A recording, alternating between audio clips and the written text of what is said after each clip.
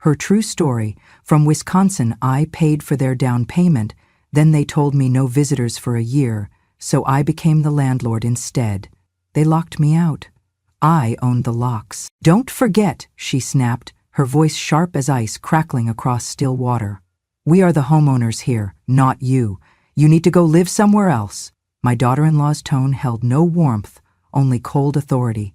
She said it as if she had rehearsed these words to perfection. My son stood behind her, face turned down, silent, his body leaning into the kitchen counter as if he needed its support to stand up to his own mother's humiliation. Every word shoved into my heart like a ramming beam. It took me a moment to steady my breathing. I clutched the envelope in my hands. The stack of papers containing proof of the down payment I had made, the copies of bank transfers I had authorized, the folder labeled Deposit for Mortgage with my name on it. My hands were shaking. I had left my small home in Wisconsin for this moment, this family's milestone. I had believed in them. I had believed in us. Now I stood in a house I helped build, with two people telling me I no longer belong. They treated me not as family, but as a burden. I looked at my son, his gaze averted, lips pressed tight in helpless resignation. I looked at the woman I raised, who now held the power to erase me with a few careless words, and I felt the sting, not just of rejection, but of betrayal. She laughed then, a cold, triumphant laugh that echoed in the high-ceilinged living room. Don't worry, she said. You'll have plenty of places to go, plenty of room in the next year. You're no longer welcome here. She gestured toward the front door, as though framing an exit stage left. Get your things, Mother. Pack it up. We'll call the movers tomorrow. My heart pounded so loud I thought it would stop me from breathing, yet I stood still, unmoving. I did not cry. I did not plead. I did not speak. I knew enough to know that no argument would change their minds. No tears would soften their cold resolve. I reached into the folder and withdrew the contract with my signature, my money, my effort, my participation. I had believed I was investing in their future. Instead, I was being discarded. My palms grew damp. I closed the folder and held it like a shield. My head bowed slightly. If anyone saw, I was unmoved. Inside, I felt white-hot rage and deep sorrow, anger at being used, grief for the home that had become a cage. My son cleared his throat, finally stepping forward, his voice small. Mom, maybe we should talk about this later. She cut him off, her hand curling into a fist at her side. No, Jacob, there is nothing more to discuss. I've made arrangements. You should support me. She paused. If you care about this house, then you'll back me. He didn't say anything. He nodded, defeated. I saw the battle between love and obedience flicker in his eyes, a war he had lost before it began. A terrible silence followed. Then I exhaled, as if forced air had been trapped in my lungs. I moved. I turned toward the stairs that led to the bedrooms I helped select carpet for, the hallways I painted with my daughter-in-law, the windows I helped measure so that curtains could frame family dinners. I walked slowly, each step measured, toward the front door. My suitcase lay at the foot of the stairs, soft, worn, a relic of simpler days. As I rounded the corner, I saw my granddaughter's bunk bed through the archway. She was asleep. I swallowed the ache in my chest. This wasn't her fault. She had no say in this. Someday she would understand, but it couldn't stop this. I paused at the doorway. My hand hovered over the knob. The summer breeze drifted inside. I felt the scent of jasmine from the garden, the flower bush I planted on her first birthday, hoping it would bloom year after year. I reached out and brushed a fingertip along the soft petals peeking through the window. Then I turned. I closed the door behind me. I did not slam it, I simply closed it. The click of the latch felt final. It was not a defeat, it was a farewell. Outside, the sun had begun to lower, spilling gold over the driveway. My suitcase stood beside me, quiet, faithful. Everything I had brought to this milestone moment fit inside. Everything else belonged to them now. I hoisted the suitcase, its weight a reminder of all I had carried in my life. I walked down the steps. My head stayed high, though tears burned my eyelids. I would not let them see me cry. I would not give them the luxury of my brokenness. At the bottom of the stairs, I paused. I looked back at the house. Every board, every brick held a memory. And even though they claimed it, the foundation still bore my fingerprints. I stood in the gravel, thinking of all the love I'd poured into this house. The birthday parties I helped host, the meals I prepared, the holidays I lit with laughter, the dreams I had spun into the corners of each room. No, they might claim the home's ownership now, but the memory of me remained carved into every corner. I turned and walked toward my car, parked at the curb. By the time I reached the driver's seat, dusk had wrapped around the neighborhood. The world seemed colder, emptier, but not to me, not anymore. As I settled behind the wheel, I closed my eyes for a moment. I thought of what comes next, what I would do, where I would go. I thought of who I was beyond this moment, a woman who made sacrifices, who invested not for profit, but out of love. A woman who would not watch without response, a woman who knew she had rights, even if ignored. I started the engine. The rumble beneath me felt reassuring. I did not yet know what awaited me. I did not know where my path led. But I wanted more than this, more than forced exits, and so I drove away. Behind me, the lights of that house shone in the gathering dusk. Ahead of me, the road stretched into night. I did not belong behind that door anymore, but I belonged somewhere else, somewhere I would build new doors, better ones, where I was needed, wanted, respected, where I would own the locks and the right to use them. I remember the day my dear Harold passed away, his hands still smelling of cotton and thread. He was a tailor by trade, a gentleman who loved the hum of his sewing machine more than anything. When he succumbed to cancer, I inherited not just his grief, but also his thrift. He used to say, "Every stitch is a stitch toward tomorrow." I kept that philosophy alive as I counted nickels and dimes for the future. For 10 years after he passed, I pieced together every paycheck from odd sewing jobs. I hand-stitched baby clothes, repaired church banners, darned socks for neighbors. I kept a ledger. Since kindergarten I'd loved order, so I could track how much I had saved. I charted in the back of Harold's ledger book. Every dollar marked a moment closer to something new. When Jacob and Camilla told me they were ready to buy land and build a house, my heart leapt. A house of their own, not renting, not starting over every year. I had been saving, and I offered them my entire down payment. "I insist," I told them sternly, waving the ledger printout. "This is for family, to build a foundation." Camilla hesitated, clutching her purse. "Mom, we can manage." But I interrupted. "You will take it, and it will be called the Hamilton Family Home." They said thank you. I nodded and passed the check across the kitchen table. The paper felt heavy in my hand.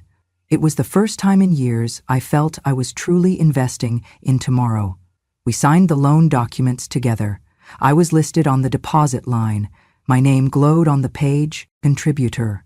The bank clerk handed me copies of the contract and shook my hand.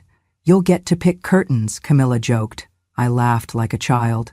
Fast forward 6 months, and it was ceremony day. The Thursday before Easter, when winter still clung to the wind. My sons always teased that I loved every holiday. Maybe I did. The contractor handed me the brass key, the first key, to their home. They had phrased it as a gift. It was mine and theirs, and hard-won. I pressed the cold key into my fingers. The smell of pine and varnish filled my nose as the door creaked open. My heart thumped like it used to during church on Sundays. I stepped across the threshold and everything felt alive. The floors gleamed like sunlight on water. I knelt and ran my hand along the grain. The walls were freshly painted, the color a soft sage that reminded me of rolling hills at dawn. The fireplace had a mantel, ready for photographs I hadn't even taken yet. Camilla gave me a warm smile that day. "Thank you for making this possible," she whispered. I nodded and hugged her softly, feeling warmth spread through me. We walked through each room together. The kitchen, so bright, with space for holiday dinners. The dining area, where I imagined placing a long wooden table for Thanksgiving. The bedrooms. They had already decided on my favorite corner room overlooking the garden. Outside, we planted a rosebush and a sapling maple. I pressed the shovel, making the first hole with my hands. Camilla helped pot the rose, telling me how she'd name it, Love and Legacy. I stood back with my grandson in my arms. Lily was 10 months old, cooing and reaching for the leaves. I brushed her soft hair and whispered, "This house is built for you." I could almost hear the future laughter. I envisioned Christmas mornings with stockings, Easter egg hunts in the yard, birthdays with balloon arches and cake frosting on everyone's faces. Every brick, every tile, every paint stroke had been paid for in part by me. It was the culmination of hardship and thrift, of early mornings and late nights. I had earned it. My contribution was real, and I had earned the right to stand here. Later that evening, as we toasted lemonade on the porch, Camilla looked out at the horizon and said, "This is home." I felt each word settle in me like a blessing. But blessings sometimes have an expiration date, and soon enough something changed. That night, I stayed late. I cuddled Lily until she yawned, telling her about Grandma and Grandpa's tiny rental apartment years ago. I told her how I did chores so she would have a bedroom like this one.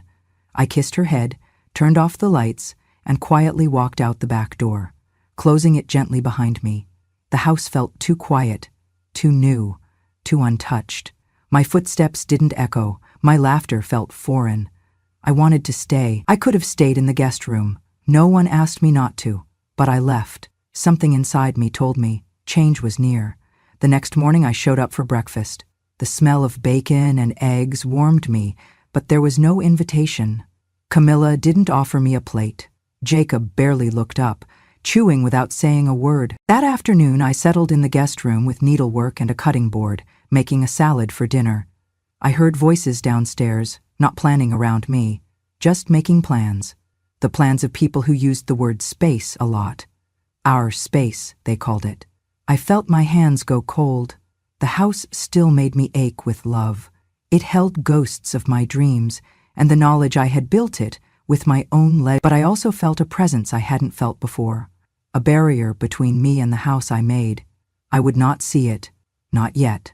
I would wait, and I would remember, because this house was supposed to be our home, but I sensed it was becoming theirs. I never expected a thank you to turn into a locked gate. It began quietly, like a breeze unnoticed, until it rattles a window. 3 months passed since the first key ceremony. I came by weekly, believing I was simply a part of this family's rhythm. Through the front window I watched Lily chase her soccer ball on the lawn and heard Camilla coaching her from the patio. Those were moments I once thought would include me. Afternoons full of laughter where I'd stay to help unpack groceries or set the table. Instead, one Saturday afternoon, Camilla met me at the door. She held her phone like a shield. "Mom," she said, her voice polite but final. "We're going to close video access now. You'll no longer get alerts for the cameras. We're focusing on our family time." I nodded politely. I knew what that meant. I smiled through the ache. A few days later, I learned where my visits were slipping. The contractor had reprogrammed the smart lock. My code, once active, no longer worked. Every time I tried to enter, the keypad blinked red. I walked to the porch door one evening, just before dinner. I knocked lightly. Knock, knock. The sound echoed through the hallway like a question no one answered. Lily's laughter drifted over dinner plates, and I felt the ache of being stopped at the threshold of what I helped build. I did not leave. I waited. 2 nights later, I wrapped myself in my shawl and sat on the porch steps. Wisconsin nights chilled early now, the air sharp with November whisper. Leaves cracked underfoot, the sky dimmed to ink. Camilla closed the blinds. No lights came on inside. The only warmth was across the glass, in the living room where they were gathered. I watched Lily bury her head in her mother's lap. Jacob's voice, low and soothing. I imagined the smell of their dinner, pot roast, mashed potatoes, and felt a pinch, but I stayed on those cold steps, and the porch became a stage for grief, the kind no one rehearsed for. I had thought family would embrace me. Instead, my loving presence had become a disruption. Even that gentle identity, Grandma, was slowly erased. That night I didn't sleep. I leaned against the cold wood of the porch, hugging my knees. Tears I once bottled up spilled out. The home I helped build had put me on the outside looking in, and I realized this was not about space or privacy. It was about control. But I stayed silent. Months passed. Visits dwindled further. Once, I knocked before breakfast and saw the stroller at the entrance, but the door remained shut. I stood beneath the porch light, the red keypad blinking at me, and wondered, who had the audacity to erase me so completely? When they locked me out for a full night after Thanksgiving, when Lily slept instead on her father's work trip, I noticed the sleigh bell, Wisp, I'd hung on the doorknob at Christmas time. It lay on the porch floor, broken. That night I cried beneath the stars. But in grief I discovered resolve. This wasn't a story about departing. It was about reclaiming the narrative that had been hijacked. It was about knowing my place wasn't up for debate. I did not storm in the next day. I wrapped myself in my dignity and kept all papers safe. I walked home, the porch behind me like an empty page. I would not knock again, not until the world heard the measures I might take. Because sometimes, being kind in silence lays the groundwork for speaking loudly through action. I sleep better now than I did on that porch, because I know I am not powerless. But they are safe behind those locked doors, wondering why their smart home still feels haunted by absence. The wind came that night without warning. One moment the sky had been a gentle dusk. The next, it had roared in, tearing across the plain and rattling the porch screen like angry hands. I heard it when I sat down on the top step at dusk, clutching a thin wool blanket, the one I'd brought from home that morning, fresh from the dryer. I had decided to stay and watch the Christmas lights I had helped string, the ones appearing like frozen laughter around the eaves. But that laughter gave way to sharp notes of wind, and the glow flickered until darkness swallowed the bulbs. By the time the storm hit, I was halfway through my prayers, reciting them like a mantra to keep the fear in my chest from rising. I sat there, leaning against the cedar post I had once painted by hand, its scent a memory of summer evenings. I wrapped the blanket tighter beneath my arms. The fabric felt thin in the gusts that pulled at my clothes, but I stayed. The wind picked up speed. Rain began to beat the porch roof and spatter against my blanket. Water soaked the sides and I felt it creep toward my feet. I moved lower, clutching the wool blanket around my knees. My breath came in soft bursts, but I did not shiver. Inside, it smelled of cinnamon and roasting turkey. Christmas music played softly on the stereo I once bought as a gift for Camilla. From the windows, I could see her blowing out decorations around the living room. She was busy. They were safe. I was the storm's only witness. I heard the door open, its soft click indicating someone inside, perhaps searching for me, perhaps shutting me out. It closed again. Silence. No step outside to check on me, no voice to call my name. The storm held the night like a silence, and I sat, a woman who had once been central to this family, left stranded in the dark. Around me, the wind shrieked with the power of decades of weather, a fierce reminder of all the storms I had weathered before, but none so cold as this one. I considered going home, to my little cottage that felt so foreign these days, but that would feel like admitting I'd lost. I stayed. Raindrops dripped off the porch, creating rivers along the boards. My blanket became wet, seeping salt air into my bones. That moment is seared in me, the contrast of warmth inside and freezing reality outside. It was a line from one life to another I had not asked to cross. I tried to sleep, sitting upright. My eyelids grew heavy, and I dreamed of family dinners, voices around tables, laughter that echoed. Then I awoke to a flash of lightning. In that stark white light, I saw my own face on the glass window, palpably set apart, both present and absent. I sat frozen, caught between the roar of the storm and the roar inside me, a fear that this was a turning point. The rain kept coming. Hours passed. I watched the sky change from black to blue and back. When dawn broke, it was a gray that poured across the sky like ashes. I was soaked. The blanket had puddled at my feet. My joints ached like old seams snapping. I stood, stepped inside to the doorway and touched the glass. The kitchen lights were off and the room had emptied overnight. No footsteps echoed, no warmth waited, not even a note left for me. I walked down the steps slowly. With every scraping footstep on the wet wood, I found the resolve I needed. I pulled the blanket tighter around me, braced against the wind, and walked away. I carried the ache of the cold within me, not pain exactly, but a feeling of being erased. I did not see her face. I didn't want to. I did not scream or stumble. I only walked. I felt the rain soak through my shoes, the chill bite deeper than winter. But I walked. When I reached my car, I turned to look back. The house stood there, framed by dull winter light, its windows blank. No flicker of awareness, no sign they realized I had almost frozen out there. Not even a whisper of regret. When I reached my home, I stopped on my porch, wetter than I had ever been, and I cried. Not sobbing, just tears that slipped out, pulled loose by the sharp bite of winter and betrayal. I pulled off my boots and made myself warm tea, holding the mug until it warmed my hands. That night, I lay in bed, the blankets thick around me. I let the grief course through me, along with a steady current of ice. But as dawn broke again, I felt the tremor of resolve. I would not come back until I figured out why I had to sleep outside to be forgotten. Their home had become an altar to my absence, and I had to respond, not with anger, but with something quieter and sharper than ice. I do not worry about storms anymore. I've been through the cold. After the coldest night I ever endured, I knew I had to do more than shiver. I needed answers. So the next morning, I sat at my kitchen table, wrapped in a warm shawl, and pulled out the stack of loan documents I had saved, those thick reams of paper I had barely glanced at since signing. I opened them where I had left off. Page 14, Section D, Line 3. There it was, in small but unmistakable print, co-owner of deposit, and beneath it my name printed clearly, co-owner. It was a moment of strange relief, not joy, just understanding. I had more than emotion tied to this house. I had legal standing. My heart pounded. I read and reread the phrase as though I were discovering a family secret locked in plain view. I called my husband's old attorney, a kind man who had helped us through the grief of Harold's passing. He answered after 3 rings. Ruth? Ruth Hamilton? I cleared my throat. I need your counsel, Frank. I'm listed in the loan documents as co-owner of the deposit. What does that give me? He paused. It gives you rights, Ruth. Not just rights.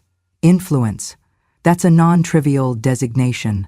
It means you have enforceable interest in the asset, the house, because you brought the funds. I felt the weight of those words. Enforceable interest. The phrase echoed across the years of silent sacrifices I had made. It meant I belonged more than a visitor. I belonged in law. Can I do something with this? What should I do? Collect evidence, bank receipts, copies of the deposit check, anything, then file an interest on the property. Better if you add yourself formally to the title, or draw up agreement with the other 2 owners, your son and daughter-in-law, defining your rights. I thanked him, closing the call with a determined breath. I gathered my pen and paper, unraveling old receipts from my bag, the canceled check to the builder's escrow, the receipt stamped by the bank, a thank you letter from Camilla joking about curtains. I made photocopies and wrote notes in the margins. My living room looked like a lawyer's office by noon. I charted dates. November deposit, March closing, July lockout. I began drafting a timeline of hospitality turned hostility.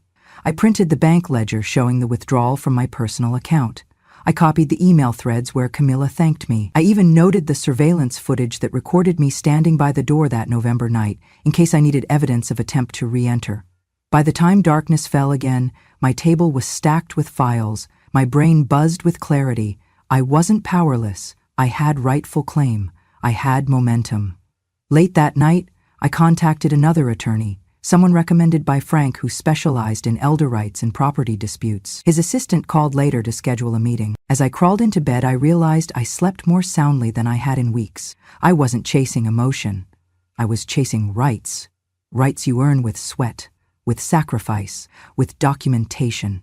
My granddaughter, Lily, knocked at my door the next morning. She held up a drawing of our old home, captioned, "My favorite house."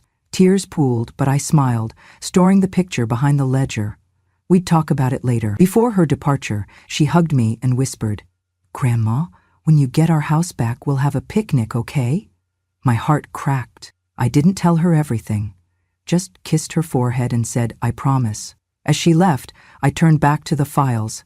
They weren't just papers. They were the past hand I'd played, now ready to claim victory. I gathered everything into a folder labeled Evidence, Deposit Rights. Tomorrow I would send a certified letter to Camilla and Jacob. I would ask for a meeting. I would request clarity and respect. I would offer a solution, either formalize my role or acknowledging my rights legally. It was not revenge, it was justice, and the law was on my side. I remember the day I made the call. It felt different from the others, calm, deliberate, almost ceremonial. I dialed the number of the attorney's office I had found on my meeting with Frank's recommendation. The receptionist answered kindly and scheduled me for an appointment 2 days later. After that, I knew how things would start to unfold. On the morning of our meeting, I wore a simple blouse and a pin my late husband had given me. It was the same pin I'd worn at the first key ceremony, an old silver flower, not flashy, just meaningful. I wanted to feel grounded. At the attorney's office, a woman named Ms. Carter guided me in. She had a gentle voice but spoke with precision. She reviewed the documents, the deposit receipts, the bank records, the loan contract clearly stating co-owner of deposit with my name. She nodded slowly. "We have a strong case." I sat forward, hands folded in my lap. "I don't want confrontation. I want respect. I want my role acknowledged." She smiled. "That's fair. We'll prepare a formal petition to declare you as landlord, the legal holder of rights on the property. Then you can enforce them, including the right to grant or deny access." My heart fluttered, not from fear, from readiness. The next morning we dropped the petition at the county offices. We paid the filing fee. I watched the clerk stamp the papers, filed. It sounded like a bell in the empty hallway. Inside, I felt lighter, not triumphant, just recognized. Later that week, I scheduled a locksmith visit to the property. The key I had once held for ceremonial reasons no longer mattered. I needed new steel forged for clarity. The locksmith came in the afternoon, a stern man who didn't ask questions. I handed him the address and watched as he worked. He finished quickly, fitting a heavy brass lock onto the front door. He tested it. "You're set," he said, sliding the new key toward me. It was solid in my hand, but I didn't flush it. It would stay with me. He packaged the old key in a plastic bag. "You sure you don't want both?" he asked kindly. I shook my head. "I only need one." That evening I stood back while a board bearing the words, "Landlord Access Restricted, Only Key Holder May Enter," was affixed beside the doorbell. The vinyl letters glinted in the setting sun, serious and unmistakable. I stepped away and then took a breath, looking at what I had done. No anger in my posture, only resolution. This was the politest exertion of authority I had ever taken. The house no longer belonged solely to them. It belonged legally, officially, in part, to me. More, it belonged under my protection, not just their enjoyment. That night I slept well, for the first time in weeks. I did not worry. I did not fret about cameras or invitations. I trusted the law, and more, I trusted myself. I made plans the next day.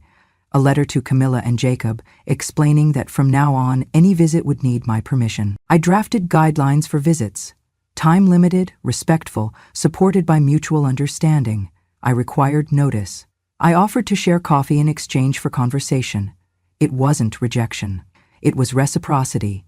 They would have to invite me, and they would have to mean it, because I meant it. I meant to reclaim my place, not as a guest, not as a relic, not as a burden, but as someone they should have never dismissed, someone who trusted herself enough to stand up. And finally, someone who owned the locks. The phone rang just after breakfast, shattering the morning calm. It was my daughter-in-law's number flashing on the screen. I sat back in my kitchen chair, hands folded, and let it ring twice before I answered. "Yes, Camilla?" Her voice came sharp and frantic. "What have you done?" she demanded. Her tone had the tremor of panic. "Are you insane? You can't just change the locks. I live there. I have rights." I took a deep breath. "I'm sorry you feel upset, but legally I am now the landlord. I followed the proper process, petition filed, locksmith came, notice served." I spoke softly, deliberately. There was no room here for raising voices, Inc. She cut in, near hysteria. "You can't! You just can't! I'm calling the police. You'll be arrested for unlawful eviction." I closed my eyes. "Let them come," I said quietly. "But I suggest you read Section 8, Paragraph 3 of the Wisconsin Landlord-Tenant Act." I heard her gasp. "You're the tenant now. You need permission to enter. Visits require my approval, 48 hours notice, 1 hour limit, $25, 0 cents per visit." Her voice wavered. "Fee? You're charging me?" "Yes," I said. "Think of it as property management. I'm willing to negotiate terms, but first I hold the key." She screamed, "This is extortion!" and hung up. Moments later, the doorbell rang. I walked to the window and saw 2 officers on my porch, Camilla pacing behind them. My son Jake stood behind her, eyes downcast, hands shaking loosely at his sides. The door opened and the officer addressed me. "We got a complaint." "Ma'am, can I see your key?" I nodded and inserted it. The bolt slid open with a satisfying click. They entered and examined the lock, the legal notices taped to the door, the locksmith's invoice. Their faces shifted from confusion to respect. The senior officer turned to Camilla. "Lady, it's legal. The key holder sets access." She sank onto the couch, her face pale. My son whispered, "Mom?" I looked at him gently. "Jake, I don't want to punish you. I want respect. I want recognition that I helped build this place. Emotionally, financially, morally." He looked at Camilla, who rubbed her temples. Silence filled the room. Officer placed a hand on her shoulder. "If you want access, you contact her. Deliver the notice, pay the fee. That's how landlord-tenant works." I glanced at the officer. "Thank you." Eventually they left. We were alone. I felt the weight in my chest ease, not because I had been victorious over them, but because the truth spoke for itself. Camilla stared at me. "What do you want?" I took a slow breath. "I want to know that my presence matters. So, if you want me here, you'll plan, you'll notify, and you'll mean it." Her eyes glistened. She swallowed hard. "Mom, I'm sorry. That came out wrong. I'm overwhelmed." I nodded. "So, pay the fee. Then let's have tea together." She sank into a chair, tears in her voice. "Okay." I walked to the kitchen and poured tea for us both in delicate mugs, my pattern. We ate scones I had baked that morning, the house smelling like cinnamon and warmth. I felt the old joy stirring as we talked, not about locks, but about Lily's upcoming recital, Jake's new job, and the small joys we used to share here regularly. It felt like the first tremor of thaw after a long winter. Still, I didn't let the key leave my pocket again. I stayed calm, regal. I was the owner, the landlord, the grandmother again, but on my terms. Later that afternoon, I heard a quiet knock. One knock, deliberate. I answered it, and there stood Lily, shy, holding a note. "Grandma, can I see you?" I smiled and nodded. She stepped in slowly, sat on the sofa next to me, and I wrapped an arm around her. "What would you like to share?" she whispered. "I don't like it when you sit on the porch. I like it better when you sit here and talk." My eyes misted. I rubbed her hand. "Me too, darling." When she left, I closed the door and drew my key from my pocket. I turned it in the lock, then slid it back. The house felt like home again, not because of bricks or walls, but because I had returned to a place where I was wanted, by choice, not assumption. By evening, Camilla came back with a small envelope. She slipped it onto the table. "Here," she said, "for tomorrow." I opened it to find $40. She said softly, "2 visits. I want to bake with you tomorrow morning." I looked up teary-eyed. I would love that. Before she left, she hugged me. I let her. I didn't hold back. That night, before I went to bed, I held the keys close. They were still mine. Not for revenge, not for power, but for peace, for choice, for the respect I deserved. They were theirs when they earned them. But from now on my terms, and that, finally, felt like home again. My hands trembled slightly as I picked up the brass key that hung on my keyring. I had carried it with me every day since the locksmith changed the lock. It was more than metal. It was affirmation, ownership, respect, recognition. It bore the weight of months of erasure and humiliation, but also the weight of victory. Not revenge, but justice. That morning, I arrived at the doorstep of the house I helped build. I was early, the sun still low and soft across the lawn. The flowers I had once planted peeked through the soil, gentle reminders of past hopes and present possibilities. I took a breath and let the cool Wisconsin air fill me. I and this key had come for a reason. But more than that, I had come for myself. I inserted the key and entered. The door opened a fraction, then fully. Inside, I found Camilla standing in the hallway, her face pale, exhaustion etched around her eyes. My son Jake hovered behind, shifting from one foot to the other. She looked hesitant, unsure how this visit would unfold, or if it would shatter like so many others had. I stepped inside quietly, closing the door behind me. I folded my coat and draped it over a chair in the foyer. No proud stance, just composed resolve. She swallowed and extended her hand. "Mom," she whispered, I'm sorry. For everything." My heart lightened. It wasn't dramatic. No cameras catching tears, no music swelling with betrayal. It was simple. It was human. I nodded. I appreciate that, Camilla. I didn't come to tell you I'm taking over your home. I came to say thank you for inviting me back. She blinked. We realized we were wrong. You were never asking for anything but belonging. I met her gaze. I never wanted the locks. I wanted your respect. You questioned that, so I asked the law to remind us all of the value of integrity. Camilla bit her lip. That was bold. I smiled gently. Bold is just dignity with a spine. She laughed softly. Relief born of guilt, perhaps. My son stepped in then. Mom, please stay for breakfast. I nodded. I'd like that. We moved into the kitchen. My hands brushed against the counter where I had talked to Lily about sewing, where I once helped sift pancake batter. The home felt different, but not bad. It welcomed me now, with understanding. Camilla set plates on the table. I placed a small vase of daisies, plucked from my garden that morning, in the center. Remember these? I asked, gently. She touched them. I do. Moments later, breakfast began. We spoke in small voices. I told them about the legal process, landlord rights, deposit contracts. They listened. They didn't argue. They listened. When Jake finished eating, he looked at me. Mom, I'm sorry I didn't stand up sooner. I reached across the table and touched his hand. You were doing the best you knew, and now you're learning how to do more. He nodded, eyes glistening. Camilla cleared her throat. So, are you going to charge us again? I leaned back, laughed softly.